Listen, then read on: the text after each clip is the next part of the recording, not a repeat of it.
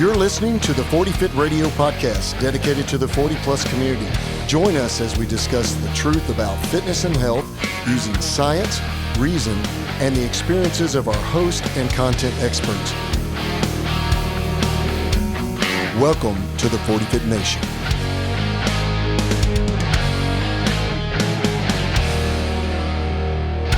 Hey guys, welcome back to the 40 Fit Radio podcast and welcome back to the 40 Fit Nation. I'm your host, Coach D, and today we're going to talk about the injury mindset. We're going to talk about what happens to the human psyche and mind after an injury and how we respond or react to an injury. And do we do that in a way that's proactive or that's in a positive and productive manner, or do we do that in a way that tends to catastrophize the event or make the event worse and honestly slow our recovery down? Because that's the key here. Our number one goal for even discussing this topic is to allow ourselves the opportunity to have the least amount of downtime, the least amount of deleterious effects of the injury, which would be everything from pain, swelling, reduced range of motion, reduced strength, reduced function, reduced quality of life, and to maximize those things through the rehabilitation process as we get back into the game of life. So in prior episodes, in the low back pain episode and also in the pain neuroscience episode, we discussed how I approach injuries or how I approach injured individuals and recommend that they approach injuries when those injuries occur. So let's face it, it's not whether or not an injury is going to occur, it's a matter of when. I used to have a friend who trained horses. I still have this particular friend, but I haven't spoken to him in a long time, but they train horses. And he told me, he said, it's not, I asked him, well, here's what happened that day. I said, hey, am I going to get bucked off this horse today? And he said, well, Darin, it's not a matter of if, it's a matter of when. And boy, that was a very foreshadowing comment because I can't tell you how many times I've been bucked off a horse now or pitched off or rubbed off or whatever. But something that happened just recently, actually within the last 5 days, was that I sustained an injury. So today I'm going to talk a little bit about that as a case study to give you a practical application of the mindset or the injury mindset that I had after this injury and what I did immediately following it and how I have performed and how I have intervened with rehabilitation techniques since the date of injury. So I will say this disclaimer up front. If you have sustained a severe injury, always get that checked out first by a medical doctor, a doctor of osteopathic medicine. Go see your doctor of PT and they can refer you out if needed. But if there's a severe, unstable injury that needs immediate emergent care, get that care. We always need first, as we've talked about in prior episodes, an accurate diagnosis first so that we can then treat, and that treatment might very well be the progression of back into normal training. And that is our quote unquote, air quotes, rehab program. Or it might be that you need to see a series of medical professionals that can attend to that injury. It could be that you have a fracture. It could be that you have torn ligaments. It could be that you had a vascular injury or a nerve injury.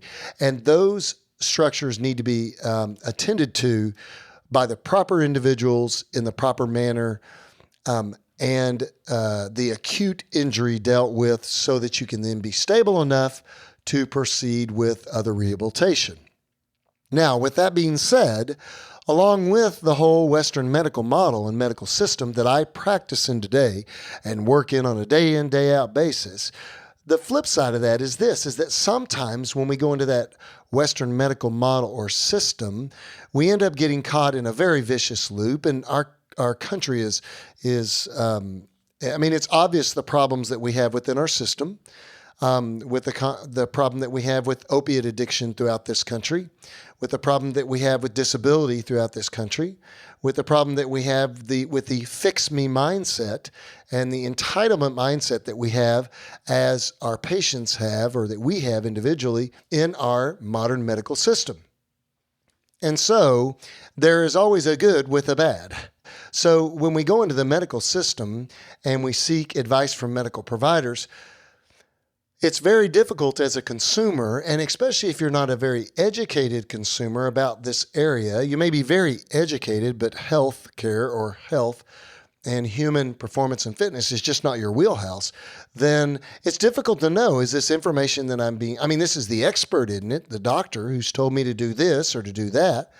My professional and personal experience has been is that physicians will generally give you the most conservative recommendation, and it may be that it's an appropriate recommendation, but it may actually slow your progress and increase the amount of decline in some of your abilities as a human and your healing process, and not actually accelerate it forward. But to accelerate that process and to intervene in a method that might reduce those losses or those deficits does require a lot of detail, a lot of hands-on care, and a more specific treatment plan or plan of care that has to be fairly accurate for your individual needs. So, not that everyone's a snowflake, but at the same time, we do need that accurate diagnosis up front to ensure that the person's safe and they can then ensue with their rehabilitation program.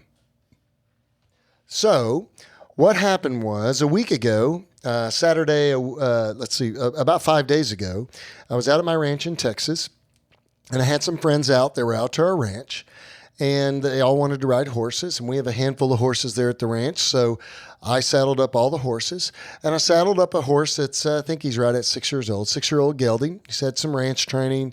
He's had some horse training. We bought him back in March at a horse sale, and we have had no problems since we bought him back in March. We've ridden him March, April, May, and the first part of the month. But we haven't had a lot of time on this horse, and he is a young horse. And so no one had ridden this horse. I usually try to ride the horses about once a week, get on their backs, or at least 3 of them that are using horses for ranch work, get on their backs, get their minds right, get them working, give them a job. All of those things help a horse stay tuned up, if you're not familiar with that. And so I put a saddle pad on the horse, my wife's barrel saddle on the horse, which is a smaller saddle, and the stirrups are shorter. I put his headgear on, which would be his bridle and his bit, and I cinched everything up, made sure everything looked good, and I got up on his back to basically warm up this horse for a friend of ours' wife to ride as we rode around in the arena, and then maybe do some ranch riding too, and just, ride throughout the ranch, kind of trail riding. And so to tell you, first of all, I wasn't prepared. The saddle was not fit to my leg length. The stirrups were not lengthened to my appropriate length. They were set for my wife's leg length. And the saddle is a much smaller saddle. But I just jumped up on the back of the horse, and he took about 3 steps and started crow hopping on me. That's not a full bore buck, but basically just kind of jumping up and down in the air. And I started to turn his head around, and he went straight up, reared back up over the top of me, up into the air. And this horse is a smaller gelding, weighs about 800 pounds, and I weigh about 200 plus pounds. So me on his back, that's a lot of weight on his back in regards to his total mass. And he started to flip over backwards on me. As he began to flip over backwards on me, I could feel that I couldn't get my feet out of the stirrups. I couldn't pitch off of him. It was too late. And I knew he was going to come down near me or on top of me. So as he came down, I could feel his hip starting to touch my left leg. And my left leg was toe up towards the air, heel coming to get in contact with the ground. And it had slid. I had slid off the back of him some, and my leg was extended or straight. And I could feel his pressure down on my left leg. I immediately then rolled to my left side to try to get the pressure off of my leg and not hyperextend or crack my femur in half. And landed on our sandy arena. We have a sand-filled arena there. And he came down on top of me with the saddle and his weight on my left leg, on the inside of my leg, and just kind of smashed it into the ground. He immediately then stood up. I stood up as quickly as I could, got up, and from there forward was the post-injury management process. I immediately kind of stood up, and I assessed, okay, is my leg still in one piece? Am I all in one piece, and am I functioning?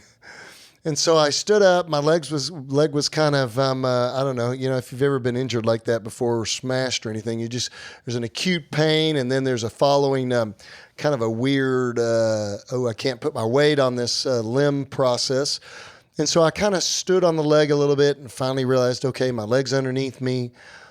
Having some pain, but it's not severe pain. On a 0 to 10 scale, I would have called it like a 7, okay, or a 6-ish. And so I'm like, okay, all right, so let's see if you can extend it. I was able to extend it. Let's see if you can stand your weight on it. I was able to put my weight on it. Everybody around me was like, oh, are you okay? Are you okay? Is everything okay? Oh, man, that was terrible. Man, oh, my gosh, it was terrible, so bad. And I was like, hang on, guys, let me just kind of get my feet underneath me. And I walked around a little bit gently and just kind of, could feel, okay, what's going on in there. Now, I'm fortunate in the sense that I have a learned mind when it comes to orthopedic injuries. This is what I've done for the last almost 30 years. So I am self-assessing this knee. Is it buckling underneath me? How quickly is it swelling? How bad is the pain? Does it feel structurally intact? Can I weight bear on it? Can I bend it and weight bear on it? Can I walk normally on it? When I do, what are the symptoms that I'm feeling? Am I seeing any signs? Like I said, how quickly is it swelling? And so I noticed that, I think at this point, he just smashed my leg. I said, but, let's take the saddle off that horse. Let's take the blanket off that horse. I want you to take my blanket. Let's put my blanket, my saddle on it. So we switched and put my saddle, my blanket on the horse, and I kind of walked around a little bit. Then I walked up to the horse, grabbed his reins, threw his reins over his neck, tightened up the cinch on the saddle, walked him around a little bit, made sure he was okay, got back up on his back, sat there for a second, and then just started him out in a walking gait and just warmed him up in the arena to make sure that he was okay. And he actually did very well for me. I had no major problems with him. He still had a little bit of nervousness during transitioning him in gaits, which means going from a walk to a trot to a lope and then to a gallop. He stopped well for me. He gave me his head. He gave me his shoulders. He gave me his neck. He didn't try to rear up again on me. So, I kind of made the assumption, all right, I think it's just, number one, this horse hadn't been ridden in almost a month. He's young, and there may have been something wrong with the saddle pad. There may have been something wrong with the saddle fit. It might have been the way I put it on him. It might have been my positioning. Who knows? But the long and short story is this. My leg was still aching. My leg was swelling. I could feel it.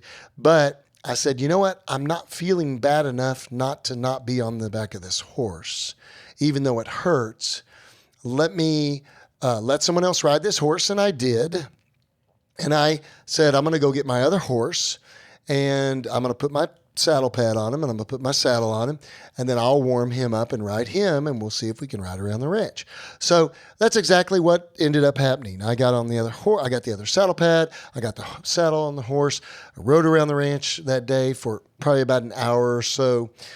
Put all the gear up. My leg was very, very sore. It was painful during weight bearing. My leg was swollen. It had not showed any bruising yet, but I could tell that it was injured. And at that point, we took all the stuff off the horses and everything, and we have a cold water cistern on my place. So I went and laid in that for a while and had a drink and just relaxed. And then later that evening, I iced the knee and took some anti-inflammatories. Woke up the next morning, the knee was very, very sore, even more painful than it was the day before, very stiff. But overall, I could tell that this was just basically a deep contusion, and more than likely, I didn't significantly damage the integrity of the joint capsule, the ligaments, or the cartilage within the joint. I just wasn't having symptoms that related to that. Now, did I tweak the capsule, the ligaments of the joint? Yes, I believe that I did. It was sore. It was hard to lock the joint out. But I didn't feel any instability too. So that day I went about my day. I did my task. I tried to stay moving. I tried to keep a positive mindset. I iced it 4 or 5 times that day. I took some anti-inflammatories. I used the knee and was active on the knee. So that was on Sunday. The following day, Monday, I went into work. I saw my patients that day. I did patient care throughout the day, followed the same process, didn't ice it anymore. It was still swollen, but movement, motion's lotion, folks. Let's face it. Getting the joint moving was what it really needed, and getting it being used, actively used. So I started using the joint more. And that evening, I teach a ladies barbell class at our gym. So I went into my gym to teach the ladies barbell class. I taught the class, and then I thought, you know what? I'm supposed to squat, bench press, and do chins today. So that's my routine. That's what I'm going to go in and do. So I got my gear on, put my knee sleeves down around my ankles, got ready to go, put my lifting shoes on, and just did some bike. Did about 5 minutes on my Rogue Echo bike to loosen up. And then after that, I went over and I did some air squats, just positioning myself correctly in the bottom of the squat, making sure that I could get down. It was tender. It was sore. But squatting didn't necessarily make it that much more painful, and I definitely didn't feel unstable in the bottom or throughout the movement of the squat. So I thought, well, let's get into the bar. So I put a 45-pound bar on the rack, squatted a set of 5, a little bit of pain, discomfort, no instability. Squatted another set of 5, same response. And so in this case, normally I would go to 135, 225, 275, 315, and then hit my working load if it's in the mid to upper 3s that day. So I thought, you know what, I'm going to take the transition slower on the warm-up, spend more time warming up to ensure that there's no surprises. So I went to 135, which was my normal warm-up weight, which felt fine. Probably could have done 95, but I felt confident that 135 would be fine. And then I went to 225. No, actually, I went 135, 185, 225, 255, and then I went up to 275, and I thought to myself, you know what? I think I could squat easy 315 today and not really have any instability or altered mechanics or form issues and not harm myself. But you know what? I'm going to squat 275 today. I'm going to do a little bit more volume to get the knee moving a little bit more. So I did 3 sets of 8. And I felt great. I felt better after having trained than I did before training. I felt looser. I felt more mobile. And my pain was a little bit better too. It wasn't gone away, but it was a little better. So then I also bench pressed and I did chins. And, I went home, I iced it, and I did my deed and went from there. So Tuesday, I basically just did my normal work duties. I went back out to the ranch. I was active on the ranch. Got in and out of a little, little ranch utility vehicle we have several times. Did some work around our stalls. Helped one of our welders that was out there building pins. And then I thought, you know what? I'm going to get back on that horse, and I'm going to see what happens when I get back on that horse. But I warmed him up first, lunging him. And for those of y'all that are in the horse world, you know what that means. Got his mind right, made sure he would yield to my pressure, that he was ready to be ridden, got on the back of him, rode him for about an hour, no problems with him. Everything went great. And my knee felt better riding him. My mind felt better riding him. And that's one thing that I want to talk to you guys about today. Through this process of becoming injured is this whole sequelae of events that occur after the injury. Number one, everyone within my community was telling me how bad the injury was by their response. And even though they were concerned only for my well-being, their concern was an emotional response, not necessarily a logic or reasoning response. And I appreciate that concern and I appreciate that attention, but it doesn't necessarily help the injured individual to get better faster or to deal with the assessment of the injury better.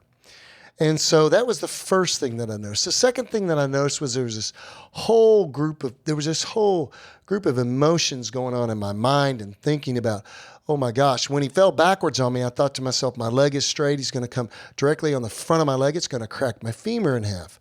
And so I immediately, instead of being anxious about that and instead of being fearful about that, I immediately rolled to the side to do the only thing I knew to do to try to protect that knee as best I could and limit the amount of damage.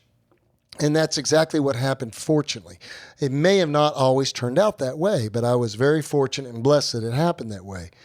And so, but immediately when I stood up on the knee, I could feel this sense of emotion that was rising in me, this adrenaline, all these stress hormones, this cortisol that was rising. I could feel my ears just burning hot. Plus, I was a little embarrassed that it had happened. I had all these people around me. But more importantly, I could just feel this sense of anxiety rising in me. But I thought to myself, you know what? Stand on your knee and see what happens. Logically process this, reason this.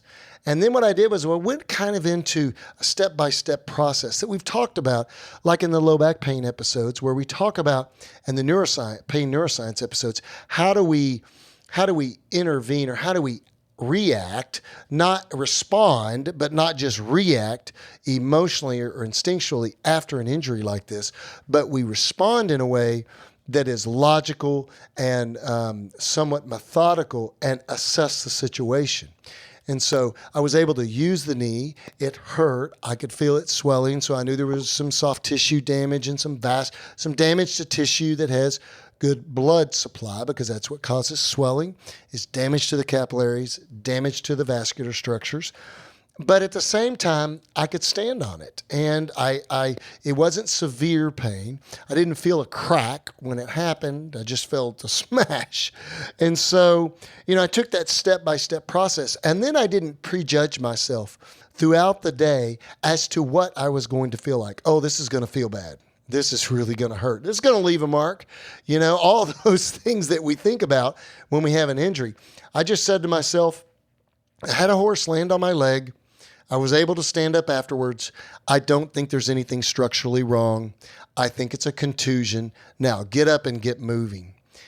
By doing that, and then by doing what I did the subsequent day and doing what I did on Monday, yesterday was Wednesday, today is Thursday of the following week. On Wednesday, I squatted a little lighter, and I squatted with more reps just to get more and more blood flow in the connective tissue, because I felt the knee kind of getting tighter on me, which is classical healing process. That connective tissue is beginning to mend more. It's beginning to make the cross fibers of the tissue are beginning to mend back together and to glue back together. So it's going to feel like it tightens up, almost like leather tightens up. You wet it and you stretch it out and you stick it in the sun and it starts to tighten back up. Same kind of feeling, pressury, tightness, but the swelling is down. The bruising did come out. And the knee was bruised externally, but the knee is feeling better each day. So I squatted and I pressed and I did the rest of my workout. And today I plan to go back out to the ranch and do some more work and be active again. And so the whole process here is basically this. What is your injury mindset when you get injured? What happens? Are you going to only react, or are you going to respond?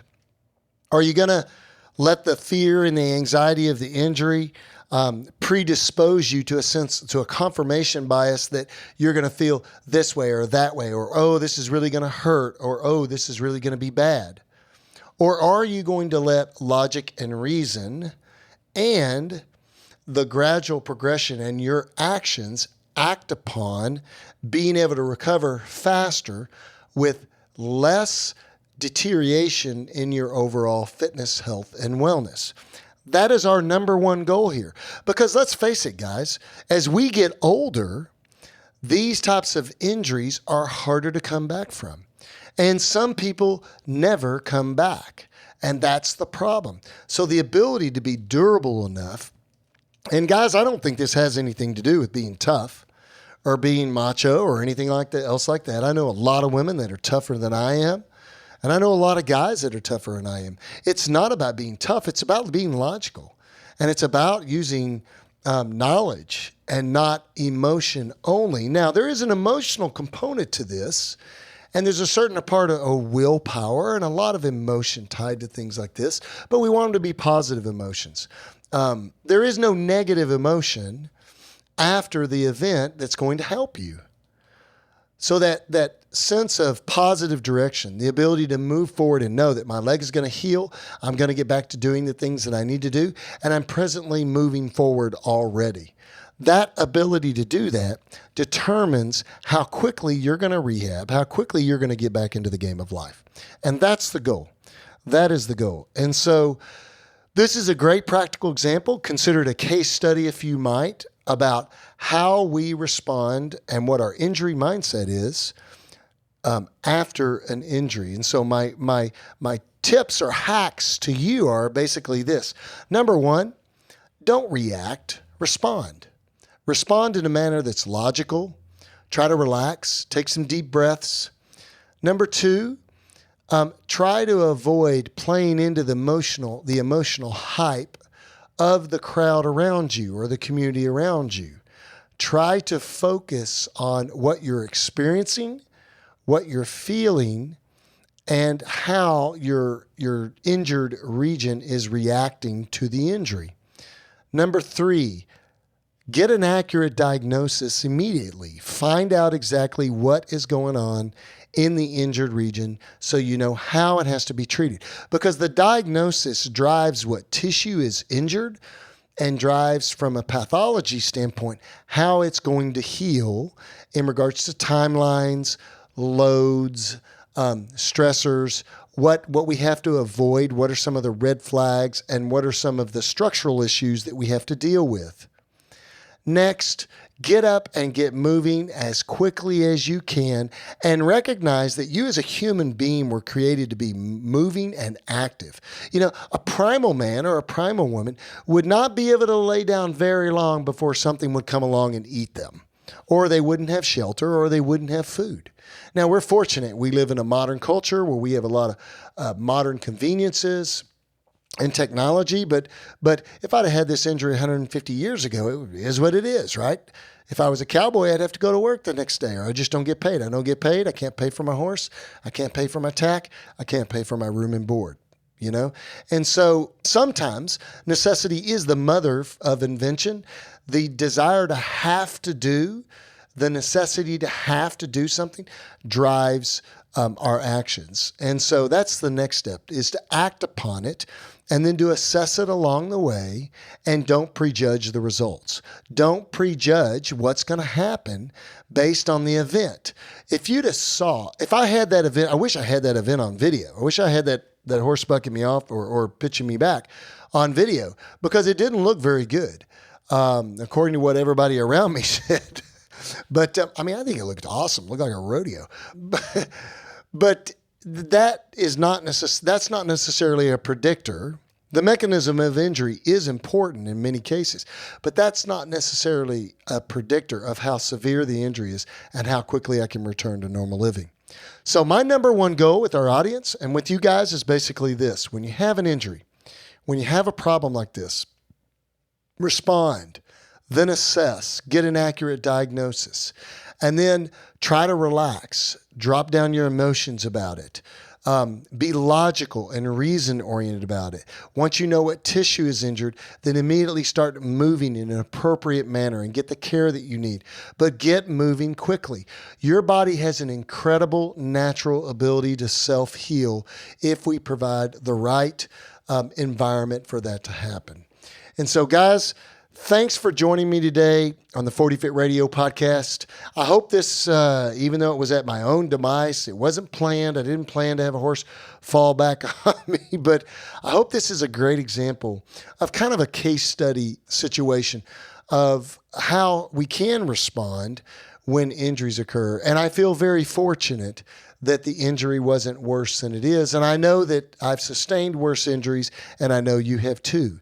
So I also am humbled by the fact that I wasn't injured worse than I was. But thanks for joining our podcast today, and thanks for joining the 40 Fit Nation.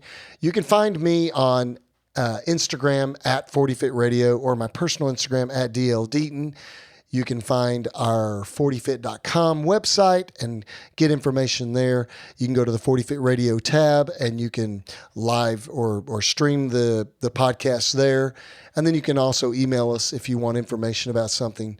at info@40fit.com.